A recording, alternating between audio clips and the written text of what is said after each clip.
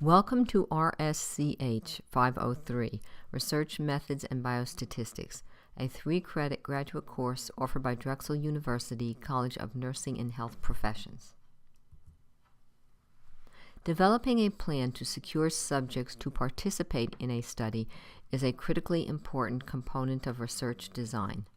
In quantitative studies, the investigator intends to infer findings from a sample to the larger target population of interest.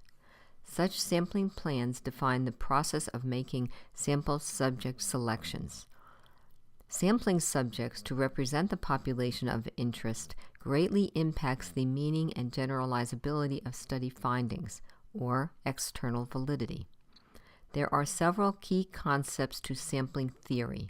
For example, the researcher must know the population of interest, must be aware of sample units or elements of that population, must identify the criteria for inclusion of elements in the sample, must recognize the possibility of sampling errors, and must appreciate the need for sampling frames and sampling plans. These ideas will be explored in this session and in the subsequent session. This figure captures the essence of sampling plans quite well. Again, the target population represents all people meeting the sampling inclusion criteria. For example, all males treated with drug therapy for hypertension in southeast Pennsylvania, or all females currently being managed for chronic pain in pain management centers in PA, Delaware, and New Jersey.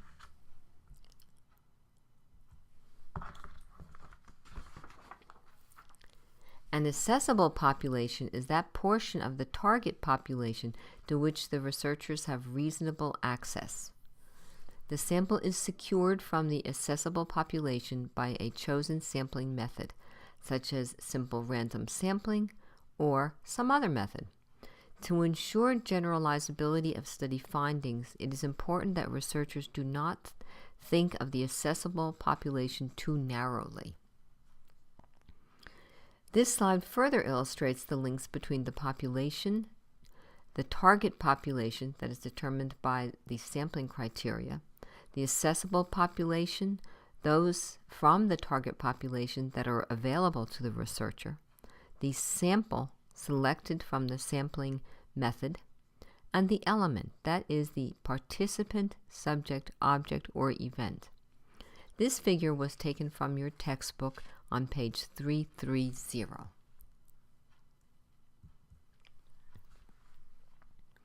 Balancing internal validity and external validity is delicate and must be considered when developing a sampling plan. Extremely tight internal validity may severely limit external validity or generalizability. Remember that post hoc subgroup analysis is one method of securing broad generalizability. Sampling criteria are also called eligibility criteria. Such criteria define who can be included as a sample subject. Eligibility criteria ultimately define the researcher's target population and thus ultimately the population of interest. For example, if the researcher is using a paper and pencil self-report instrument to measure depression, then the subject must be able to read and be able to read the language of the questionnaire, unless multiple language versions of the questionnaire are available. The more heterogeneous the sample is, the more generalizable the results will be. Likewise, the more stringent the eligibility criteria are, the more homogeneous the sample will be, with control of extraneous variables. Descriptive or correlational studies employ large target populations with heterogeneous, diverse potential subjects. This provides external validity. Quasi-experimental or experimental studies limit effects of extraneous variables on the interaction between independent and dependent variables. Thus, sampling or eligibility criteria are specific, making the population as homogeneous as possible. Sampling or eligibility criteria include a list of characteristics needed to be included in the target population, and therefore the sample employed in a research study. Common eligibility criteria include age, medical diagnoses, language, sex, education, profession, and others. Researchers frequently speak of both inclusion criteria and exclusion criteria. These phrases simply mean characteristics that a subject in a sample must meet in the case of inclusion criteria, or those characteristics that will exclude an individual from serving as a subject in a study. An unbiased sample is one that uses probability sampling methods to select subjects from the accessible population of the target population. The probability sampling technique ensures that each element in the population of interest has a greater than zero opportunity to be selected for the sample. Probability sampling methods include simple random sampling, stratified random sampling, cluster sampling, and systematic sampling. Random sampling, using any one of several methods to be described later in this session, is important for external validity of a research study. Selection of subjects for cultural data employs different techniques. The sampling frame is a listing of every member of the population as defined by the sampling criteria.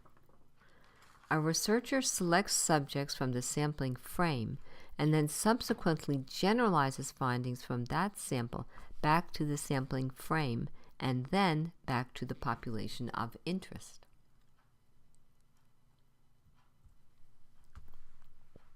The essential idea in a probability sample is this: each individual in the accessible population has exactly the same chance as every other individual in that population of being selected for the sample. The opposite of probability sampling is non-probability sampling, which will be described later. The easiest way to obtain a simple random sample is to use a computer software program that has a built-in random number generator. Another method commonly employed is the table of random numbers.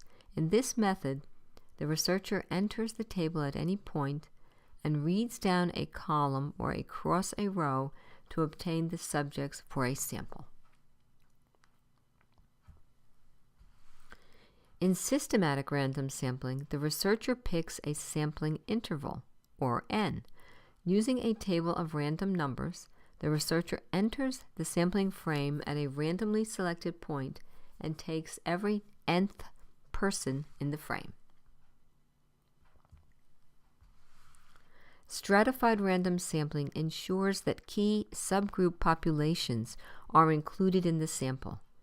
In this method, the researcher knows some of the key variables of interest in the population that are critical to achieving representativeness. These variables are used to divide the sample into strata or subgroups. Data can then be analyzed on the basis of the entire sample. And, in addition, the data can be disaggregated and analyzed by subgroup. Commonly used variables to define subgroups include sex, age, race, ethnicity, socioeconomic status, and more.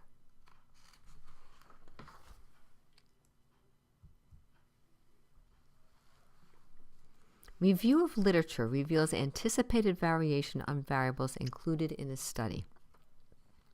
Sampling from smaller groups chosen on the basis of variables such as age, gender, religion, political party, etc., ensures capture of variation as well as understanding of that variation. Sampling error is the difference between a sample statistic and a population parameter.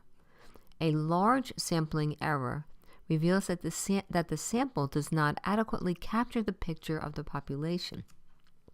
That is, the sample is not representative of the population.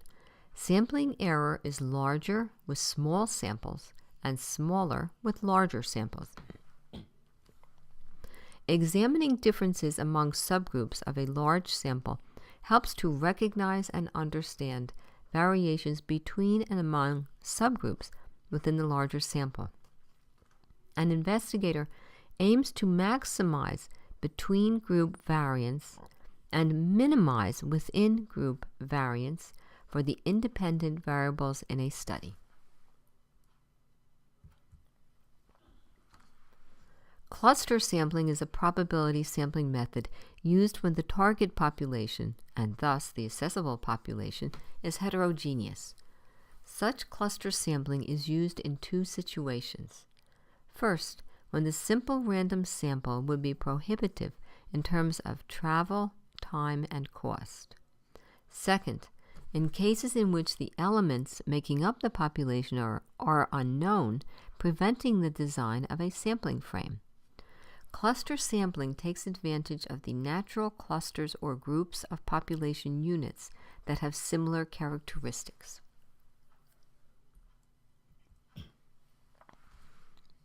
What is a good sample size? What are the rules for securing a good sample size? First, ensure an unbiased sample via random sampling techniques. Every element in the population must have an equal chance of being selected. And second, ensure sample precision by increasing the size of the unbiased sample. The next question is, how big is big enough? Sample size, or capital letter N, depends on 1. The heterogeneity of the population, or strata, or clusters from which subjects are chosen. 2. The number of population subgroups, that is, independent variables, dealt with simultaneously in the analysis. 3. The size of the phenomenon being explored. And 4. The precision desired from the sample statistics and thus the population parameters. This presentation was prepared for graduate nursing students at Drexel University College of Nursing and Health Professions. The primary book used in this research course is The Practice of Nursing Research, Appraisal, Synthesis, and Generation of Evidence, 2017 edition, by Jennifer R. Gray, Susan K. Grove, and Suzanne Sutherland. This book is published by Elsevier Saunders, St. Louis, Missouri.